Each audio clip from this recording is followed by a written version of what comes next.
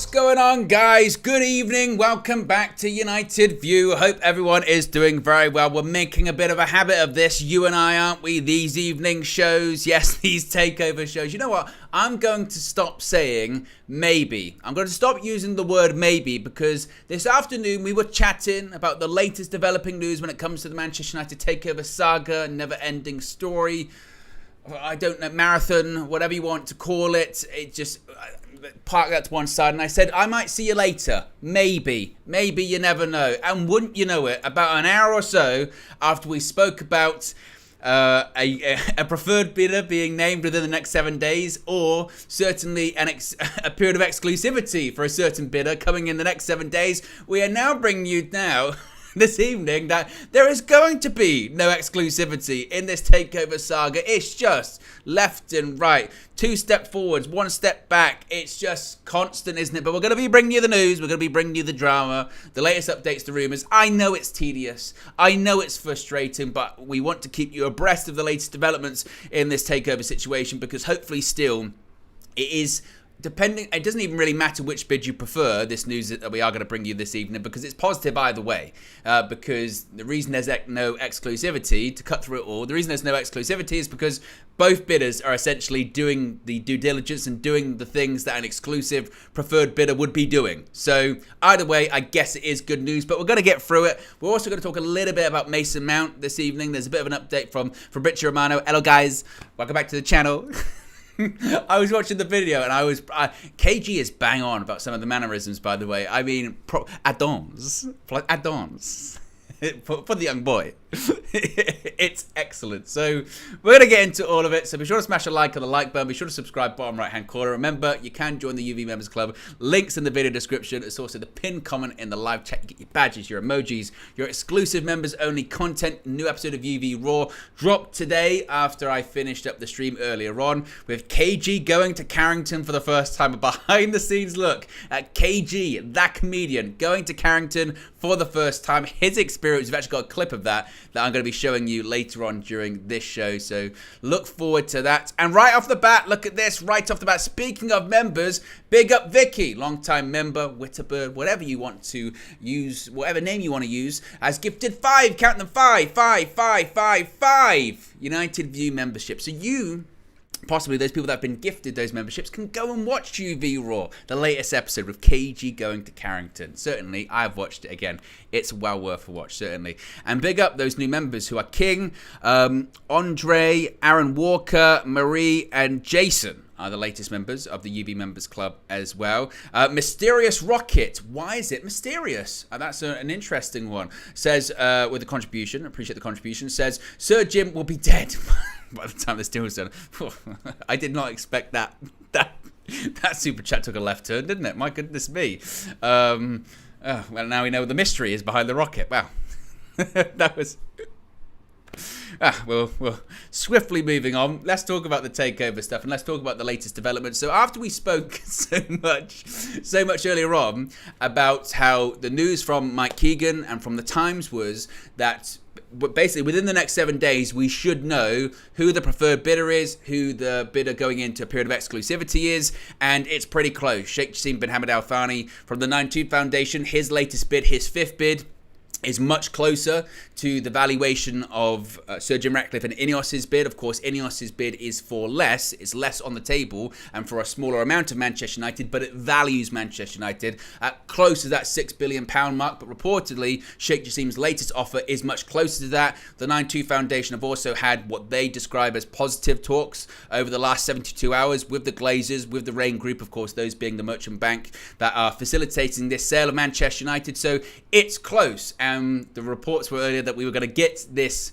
declaration of who the preferred bidder was, and this period of exclusivity was going to be coming this week. Well, about that exclusivity, not so much, because Ben Jacobs has done a thread, and shout out Ben Jacobs, because he, like Mike Keegan, is always all over this. I tell you what, I was thinking when it was going to happen, because we hadn't heard a siren in a while. Someone even said it in the chat. No sirens yet. And you know what I was thinking? This is what's crazy with the sirens, yeah? I'm sitting here prepping. half an hour, 45 minutes, something like that, you won't hear him. It's until I press live. I swear to God, it's as soon as I press live. Anyway, Ben Jacobs has done another thread, and he has said, and this is quite extensive, so apologies, this is very wordy and it is quite dense, so I'm going to do my very best to kind of break it down and separate it as best as possible. But he has said neither the 9-2 Foundation or INEOS will be placed into a period of exclusivity in the next step. Now you would go, okay, why? Why aren't they going to be placed in a period of exclusivity? Is this because the offers aren't what the Glazers are looking for? Is this because the Glazers are going to draw it out even longer? I suppose partially, but it's nothing to do with in terms of the offers not being enough.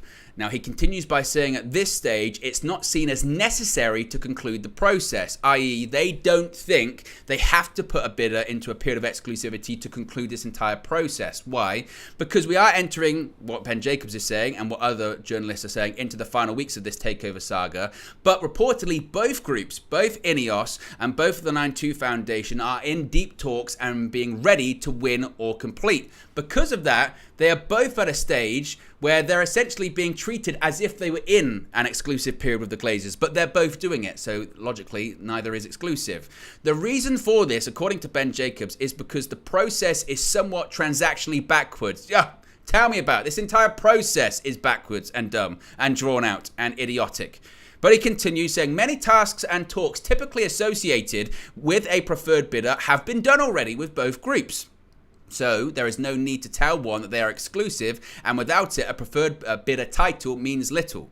So again, depending on how you want to look at this, this could be deemed as positive still, because if, for instance, hypothetically, let's say Sheikh Jassim bin Hamad Al Thani was named as the preferred bidder and they went into a period of exclusivity, there would still be time in this period of exclusivity where talks would be ongoing, they'd be hashing out final details, there's a possibility that the takeover still couldn't happen, it could fall apart. We would still be looking at possibly a matter of weeks, maybe months with this whole takeover saga, you never know. But we still could be looking at a long period of time in which nothing could happen, or we get no closer to this takeover saga being completed. The fact that both groups are essentially doing these talks and doing these tasks that would normally be associated with a preferred bidder at the same time means that when the Glazers feel like it, which again, put a timeline on that, you can't, but whenever the Glazers feel like it, they decide which one they want to go with, they can just go with that person, and maybe that could speed up the process. So again, this could be seen as a positive depending on how you look at it, because I think there are positives and negatives when it comes to that. According to Ben Jacobs, as things stand, there are no plans to inform one group they are the exclusive preferred bidder, or even name, certainly not publicly or formally, like Chelsea did, a leading suitor. Of course, if you recall, with the Chelsea takeover process and takeover bid, which was managed and facilitated by the same Rain Group, they named a preferred bidder, which of course was Todd Bowley's consortium. And then they kind of went from there and it was completed eventually. The plan is not to do that here. We're not going to get an exclusive, a period of exclusivity. We're not going to get a preferred bidder. So a question that I asked earlier on in the afternoon show was, are we going to get a formal statement? Are we going to get a formal announcement? And you and I, the UV community, kind of came up with a consensus that, well, there would have to be some kind of formal announcement for the New York Stock Exchange purposes, for shareholder and stakeholder purposes. They would have to say, we've entered a period of exclusivity, let's say hypothetically with INEOS, just so the shareholders were aware. And also this is going to positively, one would think, affect the stock price. So they have to be careful and abide by regulations because of that. If they don't plan on actually doing an exclusivity period, you could argue they don't need to make an announcement. That's part of this too. But it gets quite more nefarious with this too, which we'll get into in just a second. But Ben Jacobs says the plan is to instead to have both groups be ready to complete without either group being put into exclusivity. This allows, and this is really the dirty, disgusting Glazer part of this. And this is a quote here. This also allows for maximum competitive tension, with both waiting to see if they have the green light to sign. So that's really what this is all about. This is about shock, How can we get more money out of this? How can we make more tension involved in this? How can we pit both sides against the other and possibly get another bid out of one of them? So the reason they're not naming a preferred bidder, the reason they're not putting one party into a period of exclusivity is because they want to do what they've done throughout this entire process, and that's pit one side against the other, pit one group against the other, make both groups fight, make both groups think at different points they're ahead, and then they're in second place, they're winning, they're losing, and because of that, there becomes desperation, there becomes frustration, there becomes posturing, and ultimately there becomes more money. And for their point of view, it's worked so far. When they've been placing this one against the other mentality of Ineos are winning, Surge and Ratcliffe, they're leading the race. What's happened? A fourth bid went in from the 9-2 Foundation. It still wasn't enough. Ineos is still winning. A fifth bid went in from the 9-2 Foundation. In addition to that, they called up Nasser Al-Khalifi, the PSG president, a friend of Sheikh Jassim. Maybe you can ask him to put more money in. Why? Because they're trying to pit one side against the other and get more money out of this process. So that's the negative involved in this. The positive is that because they're not going into a period of exclusivity, hypothetically, a deal for either, whatever your preference is, could be done quickly. So it's not drawn out any longer. However, the negative is they're still trying to get more money out of both parties. Of course they are. That's what they're trying to do. Now, according to Ben Jacobs too, the minority investors such as Carlyle, they're also doing the same. As I mentioned before, when it comes to Carlyle or Elliott, those hedge fund groups, they still could play a part. I wouldn't rule out, as I mentioned, them combining with an Ineos to up the price, and maybe that's what the Glazers are hoping for still, is for those minority, potential minority investors to, again, collaborate with someone like an Ineos and make their bid higher. That's a possibility. But I see those people as kind of fringe options for the Glazers, but all options will still be considered as well. Before I carry on with what Ben Jacobs is saying, I'm seeing quite a few super chats. So let me get to those first. Let's keep this one smooth and going. KG's hairstylist, a thankless job, says, does it not worry you to see Fergie with the Glazers? If I'm not wrong, he was part of the reason the Glazers took over with his argument with the old owners. You know what? It's strange, isn't it? Because I do feel what you're saying there, in the sense of it's difficult, isn't it? Like when you see the FA Cup final a couple of weeks ago and he's sitting there next to Avram Glazer, he would never say publicly, and maybe even privately, unless you were super, super close with him and he trusted you explicitly. I'd love to know what his thoughts truly are of the Glazers, because I can't see him, I can't recall him ever going on the record and saying anything negatively, even when he's not been the manager. After his time, after his retirement, he still said things positively about the Glazers.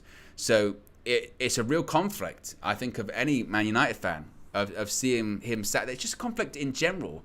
I mean, but at the same time, I somewhat sympathise because, for instance, when Eric Ten Hag won the Carabao Cup, Avram Glazer was there. Didn't he shake his hand and give him a hug or something like that?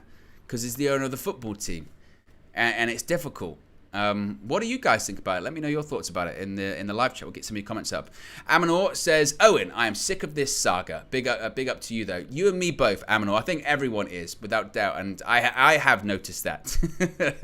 In terms of some of the comments or in some of the responses, not only is this takeover saga almost a divisive topic because people do want different things. I mean, there can be one takeover bid that's more popular than others, but still it's an incredibly divisive topic. And I think even now, just talking about it, the only thing people want to hear is when it's over, or a completion date, or the fact that the Glazers are gone. And the fact that they're drawing it out, it's just, all of this is completely typical, isn't it? I mean, we shouldn't be shocked, and I don't think people are, but it's just typical of this entire process. Meanwhile, as I mentioned, the local rivals are winning the Champions League, winning the treble. And we've got our owners pitting two bidders against each other. Why? For own financial greed.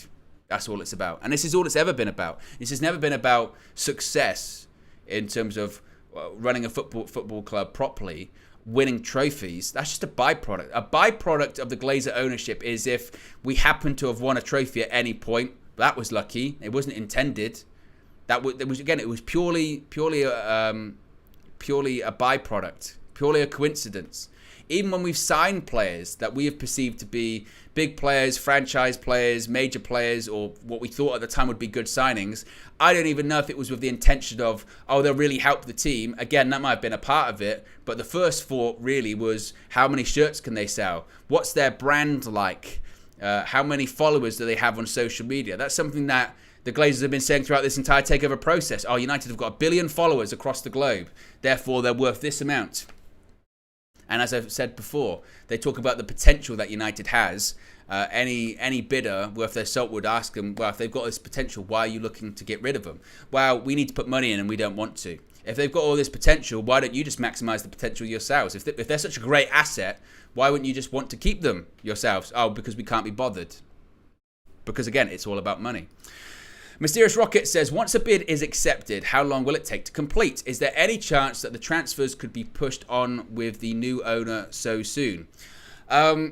This is the interesting part of this news about there being no exclusivity. From what Ben Jacobs is saying, and we haven't even completed what he was saying earlier today, is that with both clubs being so deep into this process and there being no preferred bidder process and no exclusivity process, the idea is that once a bid is accepted, it could be done fairly quickly. However, on both sides of things, there will be, you would think, regulatory challenges.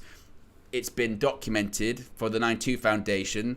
There will be Premier League scrutiny, clearly, about this. There'll be desire to see proof of funding. There'll be desire to see that this isn't a state-backed bid, even though, again, he's a private individual. That's what they keep saying. There'll be a desire to see he is who he says he is. On the flip side of things, when it comes to Sir Jim Ratcliffe, there'll be regulatory issues with that as well. There'll be a discussion point of, okay, your ownership with Nice, how is that going to affect this? Yes, they're not in a UEFA club competition next season, but what if they are? What are your plans to do with that?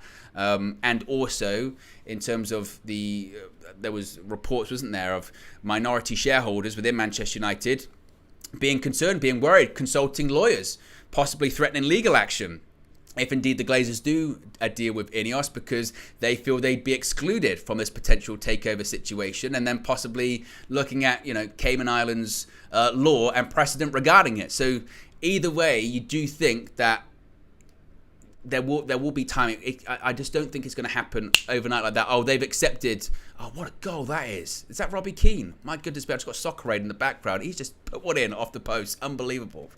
Oh, that's crazy. So either way, there are going to be, not delays, but either way, there's going to be situations where you think it's not going to happen overnight. Vicky says, just cashed in my bet from a Leeds fan that they would go down. It's so much sweeter than money in the bank. Wow. Obviously, Leeds going down is just tremendous in general.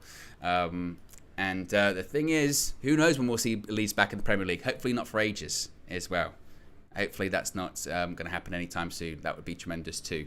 If you haven't already, click the like button, by the way, guys. We've got already over 1,000 people watching. Let's see. I think earlier on, we've ended up on like 1,000 likes. So many of you tuned into the afternoon stream, which is really much appreciated. Again, I know for these solo streams, sometimes seeing one person talk or monologue, it can be a bit dull or filibuster. It can be a bit boring, a bit tedious, particularly with the subject matter as well. I know that everyone's really interested in the subject matter and curious, but the details can be very wordy, and hearing the same voice over and over and over again, I know it can be a bit dry. So I appreciate everyone tuning in, and appreciate everyone clicking the like button and subscribing as well.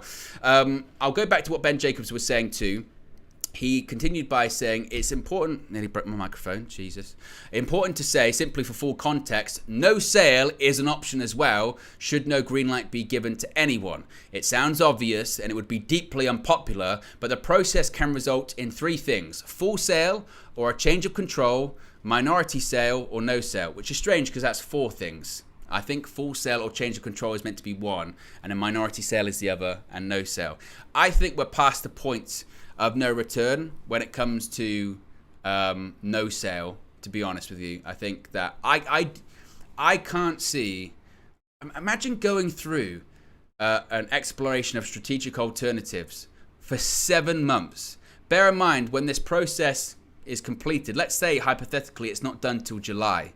I know they're saying next week's going to be a critical week, and it might be, but let's say they decided at the end of June, actually that is so unfathomable, and not even because of popularity or anything like that. I just don't think the Glazers can afford to stay at United. The Glazers can't afford for things to stay exactly how they are. If they could, they wouldn't be doing this right now. They wouldn't be doing this entire process, would we? Let's face it. If they could afford for things to stay exactly the same, and they can't.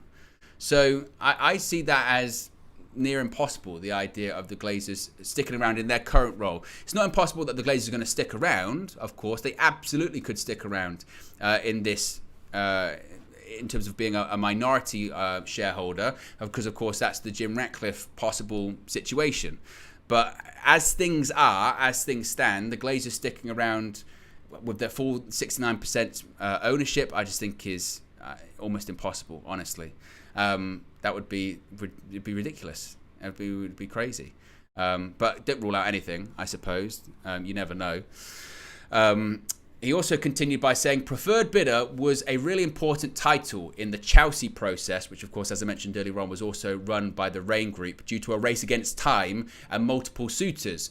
But according to Ben Jacobs, he understands there are currently no plans to formally name an exclusive preferred bidder. And as we've spoken about before, when it does come to a comparison between this process and the Chelsea takeover process, well, of course, there are similarities in the fact that a Premier League football club is being sold. At the same time, there are a lot of differences involved here. Of course, Chelsea was a club that was sanctioned. They needed to be sold by a certain date. They were a club that was essentially on a license. And if they didn't change ownership by a certain date, they'd have probably ceased to exist. That was never going to happen. But because of that, it was somewhat of an expedited process, and they named a preferred bidder, and they wanted to get it done as soon as possible and as quickly as possible.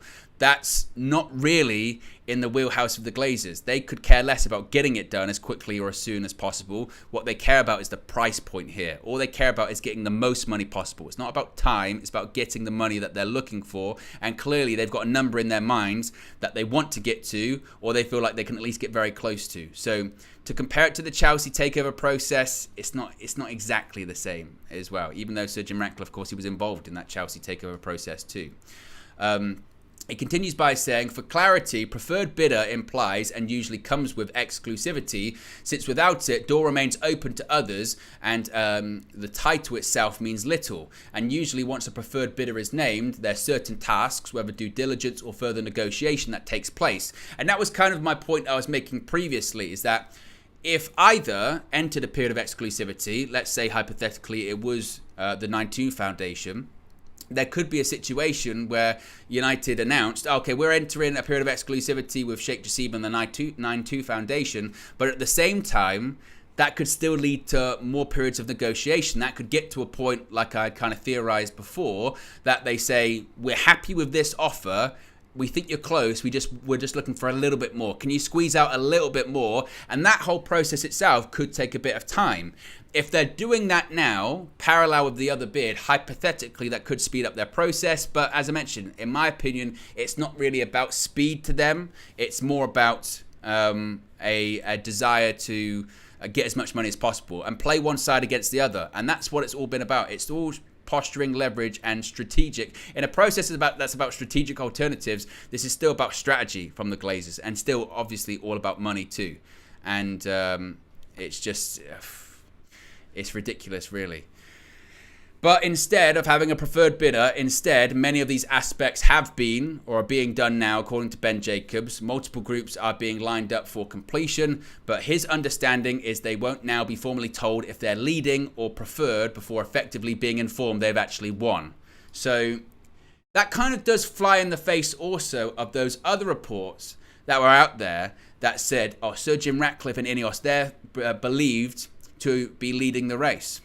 But Ben Jacobs is saying here, no one's ever going to be formally told that they're leading the race. Nobody's ever going to be told that they're winning. All they're going to be told is you've won. They're not going to be told, oh, we prefer you. They're not going to be told, hey, you're ahead of the other guy in this process, whether it's the 9-2 Foundation or whether it's Ineos. No one's going to be told that. The only thing that they're going to be told is, oh, by the way, you've won. That's it. So realistically, that goes back to all of that reporting about Sir Jim winning or Sir Jim leading and him only being a couple of weeks away. That makes me think that was bullshit. That makes me think that once again, and I'm not saying it was coming from Ineos' side, I'm saying that it makes me feel like it was coming from the Glazers' side. To do what? Get another bid out of Sheikh Jassim. And it worked. Of course it worked. It worked twice. It worked to get the 4th bid and it worked to get the 5th bid. That's why they did it. And throughout this entire process, nobody was told that they were the preferred bid or they were the favourite. It does lead to question, though, why the 9-2 Foundation themselves thought they were losing if they were never told anything. But maybe that's why they assumed that they were losing. Maybe they assumed they were losing this race because they just said, well, no one said anything to us. So we just assumed that not hearing anything can't be good. So we assumed that we were losing. And, of course, they also saw the reporting come out there suggesting that Ineos were winning too. And they thought, oh, maybe we're losing this race. And they were getting frustrated with it as well. But we do know, because it was reported earlier by the likes of Mike Keegan and the Times too, that they are feeling more positive after having these discussions with the Rain Group and with the Glazers over the last 72 hours. They feel more optimistic because they're talking about things that maybe they weren't talking about previously. But it is kind of wild, isn't it? It is kind of crazy that considering both, well, certainly Sheikh Jassim's bid is a world record bid, and in actuality, Surgeon Ratcliffe's bid also as well is a world record bid, just over a longer period of time. That we're talking about world record fees for Manchester United, the biggest football club in the world, and you've got a process where instead of there being exclusivity, both groups that are looking to buy the club are doing the same task at the same time. And instead of either of them being informed that they're ahead or they're close or anything like that, they're just going to be told, you've won. You won. And they'll be like, what? Yeah, you won. I didn't think I was going to win. We decided you've won. That's it. Now, again, what winning means and how quickly this whole process then will be completed after winning, I don't know. I don't know if that just means you've won and then the next day or a week later it's like, yeah, it's done. You've been approved. Stamp. Because clearly it would have to go to regulatory authorities, Premier League, FA, UEFA, FIFA and all that kind of stuff as well. I don't know. Literally. It feels like a really bad game show at this point. 2-person standing there. It's like the end of X Factor. Get Dermot O'Leary out there with the microphone again. And this year's winners and the new owners of Manchester United are. And they open the envelope.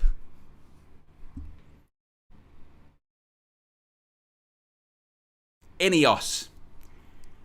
It's not you. And then they do, I don't know what they're going to do. But that just seems crazy. Doesn't it? It just seems...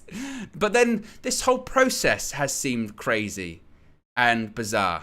Lux still says, oh, and you kind of look like Dermot O'Leary. I'll take that. He's hosting Soccer Aid tonight. Good guy. Did X Factor for a while. Big Brother's little brother. He also, as well, he did the press conference when Michael Jackson announced he was doing the This Is It tour. I remember that. That was outside the O2. I remember watching that on the news at the time. And then I think there was a period of time where Dermot O'Leary kept hugging people like celebrities and then they kept dying. So that's not... I don't have that power. I'm not saying he does either. That might be libelous, allegedly. I'm digging myself a bit of a hole here. Let's move on. But just, it would be typical of the United takeover drama that essentially it turns into a game show. Love says Owen looks like Avram Glazer, which is a disgrace. I mean, that might be timeout material. That is, can you believe that? I mean, talk about knocks to the self-confidence. Love's got in timeout. And me and Love have got a good relationship. But that's a violation. That's Avram Glazer. Avram effing Glazer. Come on. The guy doesn't look human. At that point. You can't. Well, where's the card? Where's my iPad? It's without reach. I can't get it. Own it. I tell you what, I'm gonna grab my iPad, and whilst I do, here's a clip of KG on the latest episode of UV Raw. Check this out, yeah? And I'm gonna get my iPad. He's a professional footballer. I got. Andy Carroll is an absolute waste man. I can't believe he's a professional footballer. Do you want to send it, or change it? Send. Okay, it's sent.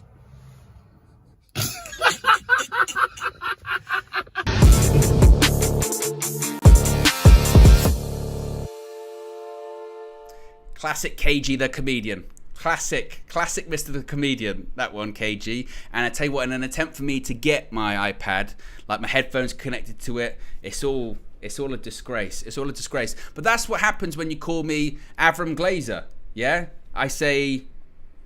Tell me, he didn't just say that. I'm still in shock. I'm still in shock about it, yeah? Oh, where's the card then?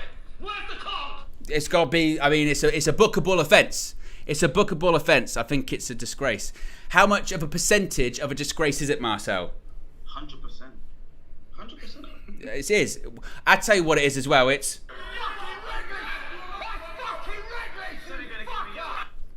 You know, it's hurt my feelings, love. And you're sitting there in timeout at the moment, and rightfully so. You should hang your head in shame. Hang your head in shame about it. It's... Disgusting! Absolutely it is. Absolutely disgusting. What is it? Disgusting! Horrible. Absolutely horrible. I'm not sure I'm over it now. Disgusting! Just mean. Very mean. Be careful with your words. They hurt. Disgusting!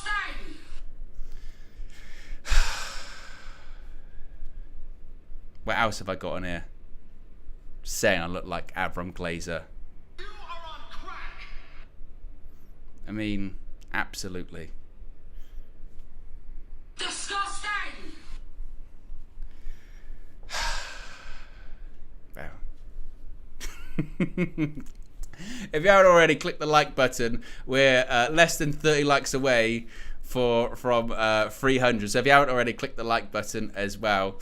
A little bit more from Ben Jacobs, then we are going to talk about Mason Mount as well. As I mentioned, the 9-2 Foundation are certainly more positive following their improved fifth offer and self-imposed Friday deadline, but they won't engage further on financials. Any sources refer to positive and ongoing dialogue and are cautiously optimistic. By the way, let me move my iPad over here because it's blocking my fan and it is absolutely boiling, by the way. Oh, horrible. I've seen some stuff on social media, by the way, that has made me outraged. Absolutely outraged. Because it's really hot over here at the moment in the UK. Really hot. And it's like 30 degrees or 31. What was the highest? The height today was 31 here in the UK. And I saw people from other countries like quote tweeting that saying, where I'm from, it's not even hot. It's not even, that's winter where I'm from. It's winter. And I said, well, we're not used to that here. And every building in the UK is about keeping heat in. They're really badly they're like proper insulated. On top of that, we don't have aircon. We don't have aircon in any of our houses or flats or anything like that. So we just have to deal with the heat and have like a really crappy fan next to us. And and you see these people going, where I'm from, rah, rah, rah. Get out of here, man. Part of me wants to play the... See, look, you get Diva said, Owen, it's 30 degrees. It's really not hot. But it is. That is for the UK. It's really hot. And also, again, we're not used to it in addition to it. We're not used to that heat. Plus, our buildings aren't made for that kind of heat as well. DB Cooper says, why not get AC? I've got a fan. Because most of the year we don't need it. It's just they're not. But people say they don't have air. They don't have it built into most houses. Everywhere else, it's like that's built in. It's just I don't understand. And I miss KG's clip as well. I'm gonna play it again. He's a professional footballer. I got. Andy Carroll is an absolute waste man. I can't believe he's a professional footballer. Do you want to send it or change it? Send. Okay, it's sent.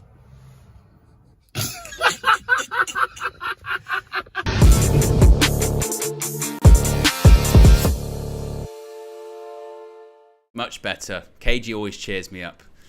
Abby says, why don't UK have aircon in the house? Because they're not built for that. Because they don't usually need them. But again, they're built to retain heat.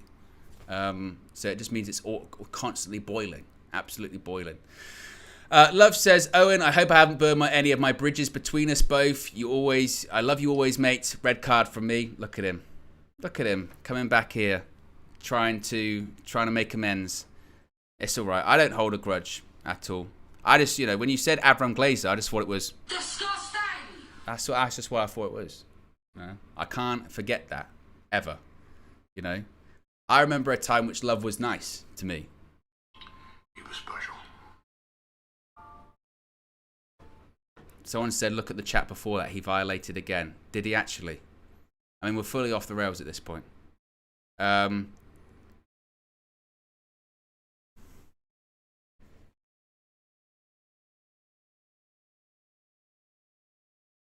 Stop it. Get some help.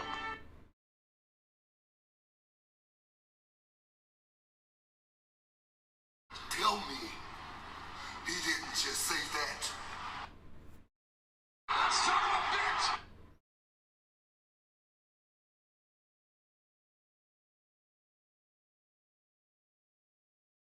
It's an absolute disgrace. It's an absolute disgrace. He's a cheat. Absolute disgrace. Super chats in.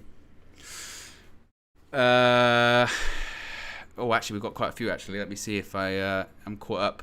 Cash my bet. Here we go. Shunak says, Owen, I can't be asked with this saga. Need a full view as soon as possible. You won't have to wait too long. A full view is coming tomorrow. Monday, as always, 6 p.m. The panel will be there. Flex, myself, KG, Marcel, Minna, Kenny, although it is bowl season, it must be said, with King Kenny, Eric Kenhag. But we will have a full view tomorrow, so you won't just have my opinion on it by then. Mysterious Rocket says, this time last year, we could have only dreamt of the Glazers selling. Now we are sick of it already. They drain the fun out of everything, don't they all? Vicky says, do you think the Glazers want a full sale on percentage? This was kind of the question, or, I think that might be, is that or on? Either way, that was kind of the point that was put out there earlier, wasn't it? Was that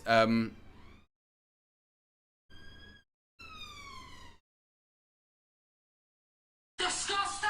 That was the point that was put out there earlier on, wasn't it? That the 9-2 Foundation believes that the main question now is, considering their bid is what they perceive to be closer to what the Glazers are looking for, is that how much do the Glazers want to be involved? If they genuinely want to sell and they want to get out of Manchester United, they'll sell to Sheikh Jassim. If they don't, then they're probably going to go to Ineos. KG's hairstylist says, going to give you an Avram Glazer. Street Spot it. Oh, KG's hairstylist is going to give me an Avram Glazer. This is crack. It's just the chat's brutal this evening. It really is. And Vicky also says, United sale is a fairy tale, but the Glazers are the villain.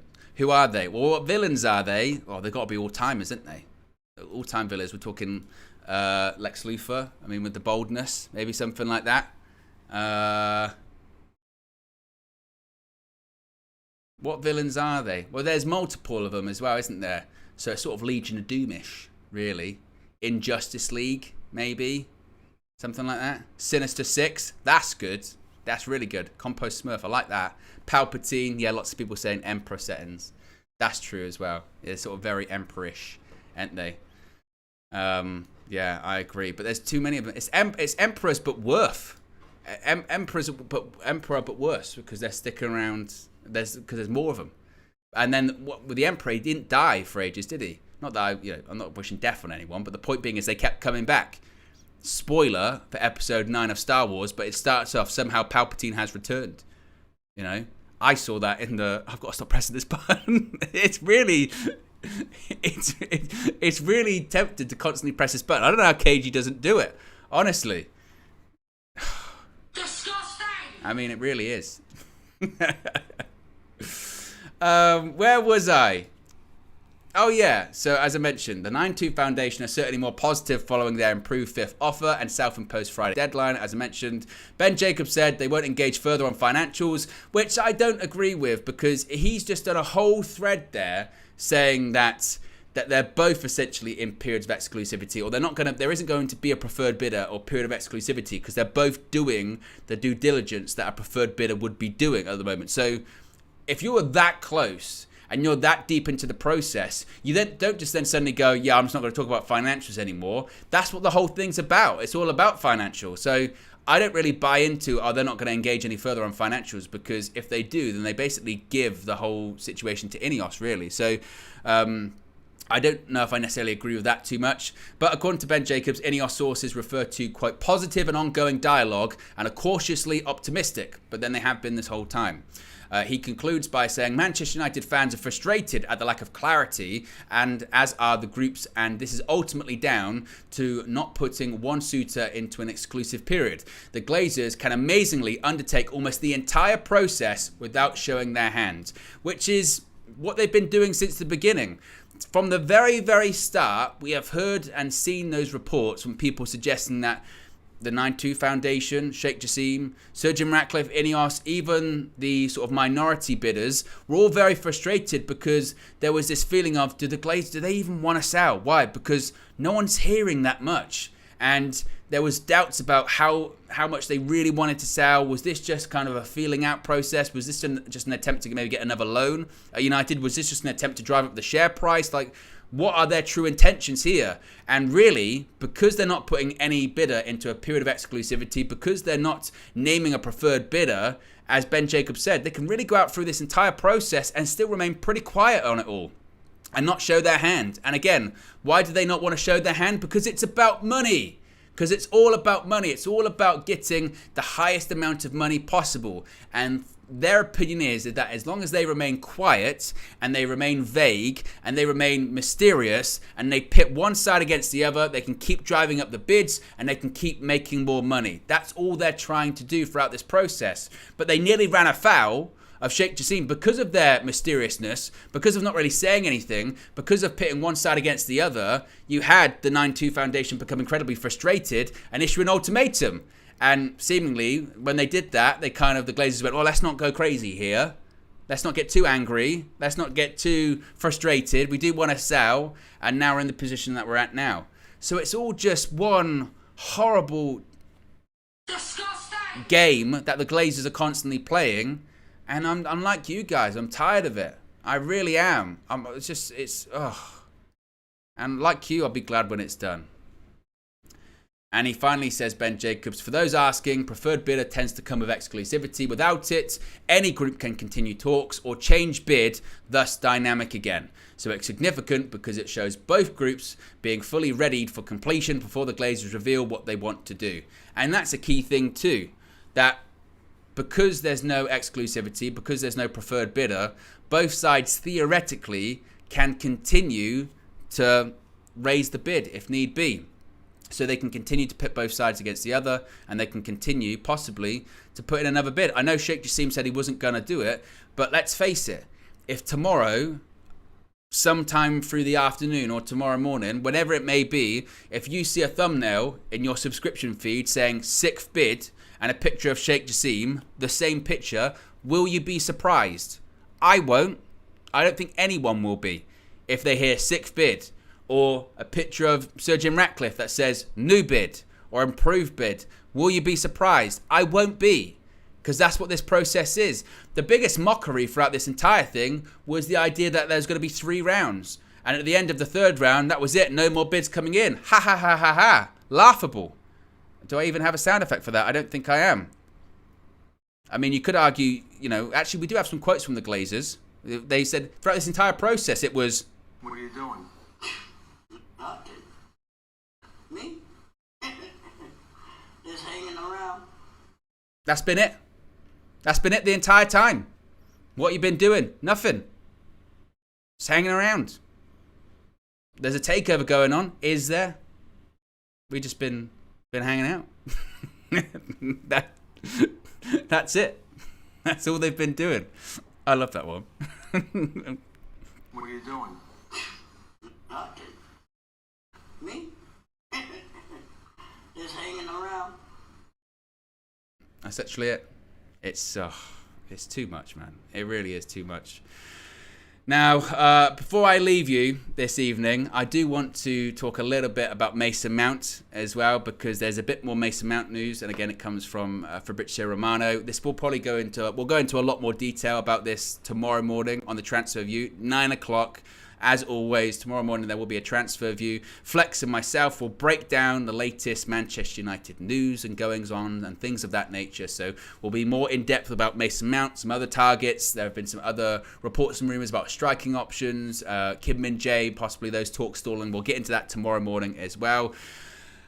Mason Mount, yes, Mason Mount, get the clip up, yeah. Fabrizio Romano has said, in the last days, Manchester United have confirmed their intention to sign Mason Mount. They know the player is ready to say yes and have sent a positive message to Mount, but they're also saying it is time to wait now because of the difficult negotiations with Chelsea. So despite those personal terms being agreed, despite the player saying that he wants to join, and the player being happy to join Manchester United and also happy to leave Chelsea too, United have told Mount, wait.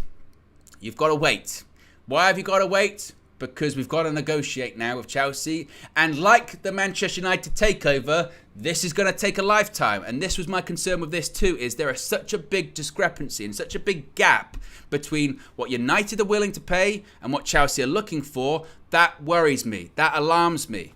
Because what you've really got is a team in United that want to pay 50, 55 million, something like that.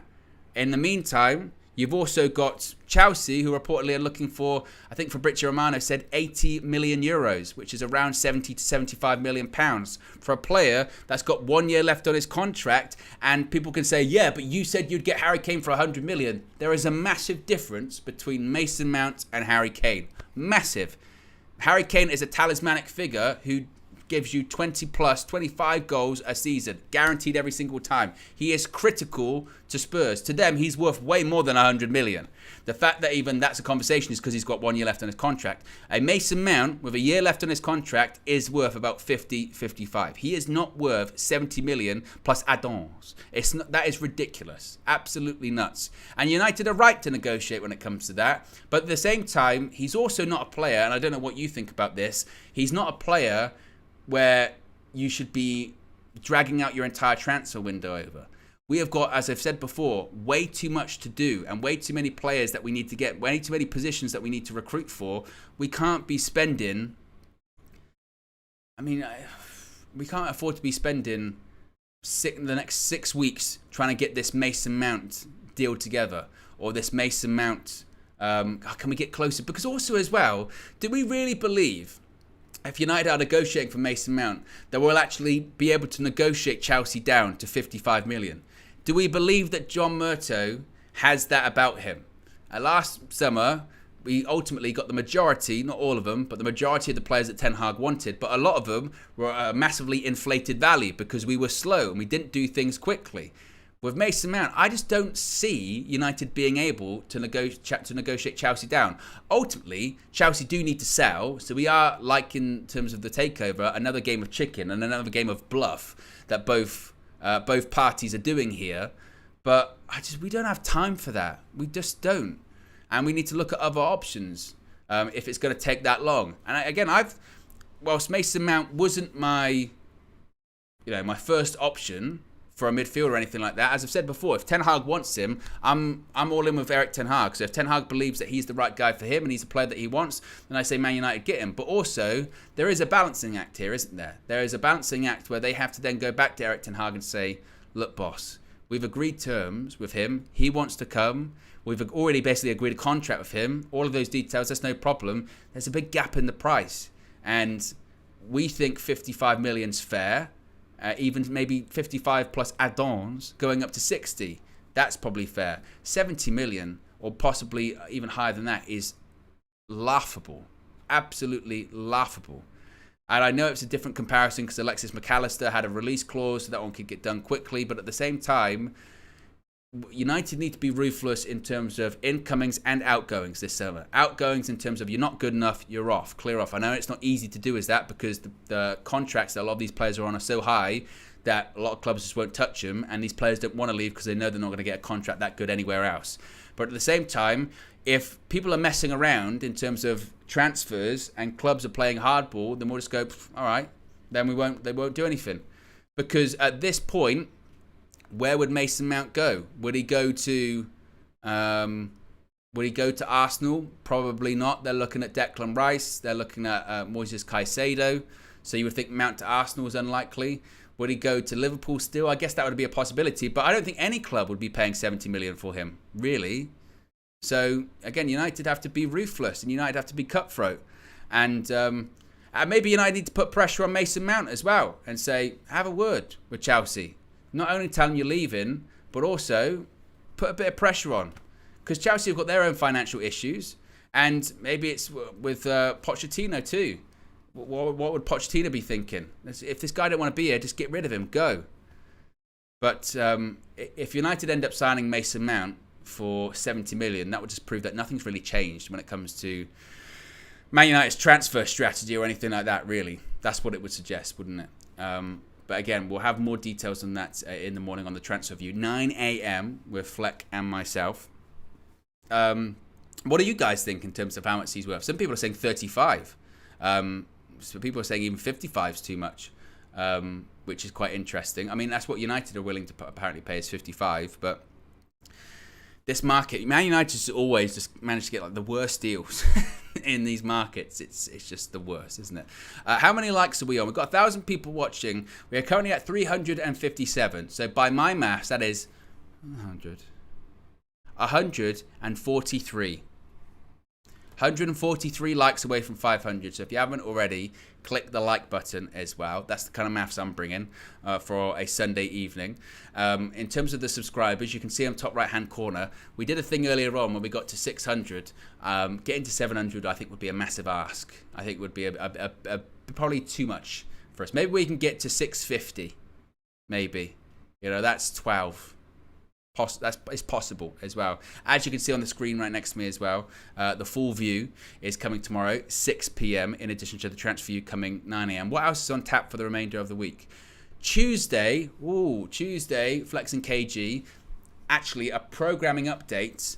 Unless something changes, there will be no FIFA with Flex and KG this week because young Josh, the creative guru, is on holiday this week. So there's no FIFA with Flex and KG. But as always, there will be a Flex and KG show, 6 p.m. in addition to your regular 9 a.m. shows. I think people are still reeling after what happened in the last FIFA with Flex and KG show, which was the incredible last-minute winner from Flex against Manchester City at the Etihad. I wish that could happen in real life again. I mean, it was proper Van Persie settings, last-minute 3-2. It was incredible. If you haven't watched it, go and watch it because it's amazing. Literally, Josh is there, was waving a flag. I dived on KG. I say dived, I literally speared him.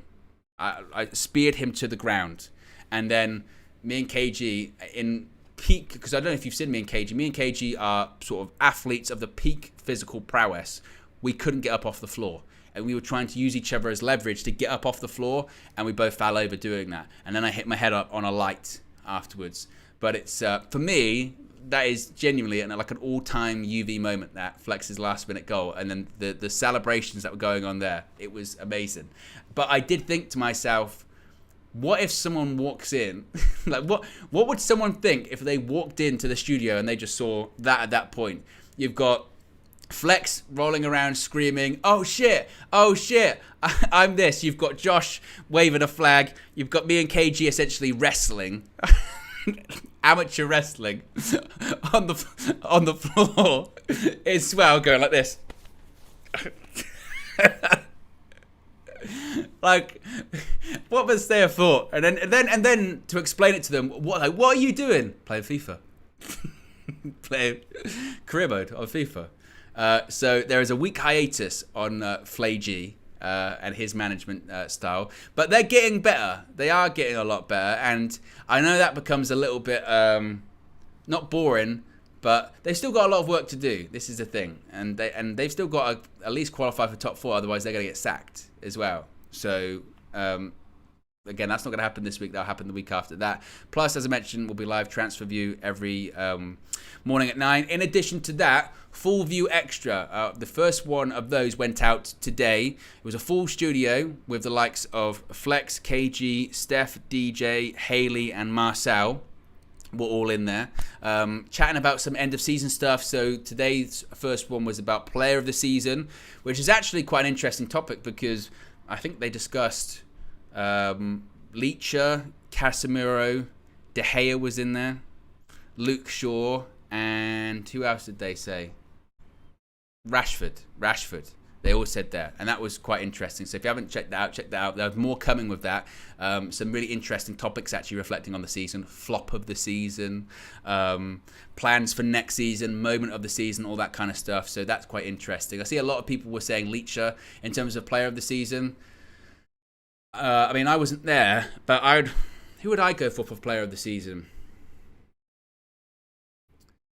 They're all good arguments. For me, it would be Rashford's up there because he has to be. And Captain K-Van says no spoiler. I'm not going to say, you know, who eventually got it. I'm not even sure who, actually. I just know that was the thumbnail. I would say it's got to be between Rashford and Martinez for player of the season, you'd probably think. Casemiro is a worthy mention, but I'd probably say if I had to pick out of Martinez and Rashford,